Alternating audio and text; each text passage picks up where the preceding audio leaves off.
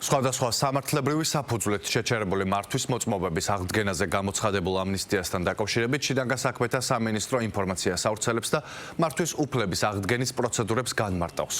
780-მდე პირს, რომელთაც 2025 წლის 16 დეკემბრის ჩათვლით მოწმობისთვის მინიჭებული ქულების რაოდენობის ამოწურვის გამო შეურჩერდათ მართვის უფლება, ასევე 20,000-მდე პირს, რომელთაც ალკოჰოლური სიმთვრალის მდგომარეობაში მართვისთვის ან შემთხვევის ადგილის მიტოვების გამო შეჩერებული აქვს მართვის უფლება, 1 იანვრიდან ავტომატურად აღუდგებათ სატრანსპორტო საშუალების მართვის უფლება და მათ მართვის მოწმობას ხელახლა მიენიჭება 100 ქულა.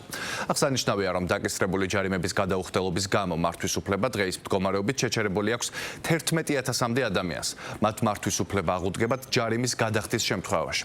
მნიშვნელოვანია, რომ ნარკოტიკული საშუალების მომხმარებელ 3,500-მდე პირს სატრანსპორტო საშუალების მართვის უფლება აღუდგება სახელმწიფო საექსპერტო დაწესებულების მიერ გაცემული სასამართლო სამედიცინო ექსპერტიზის დასკვნის წარდგენის საფუძველზე.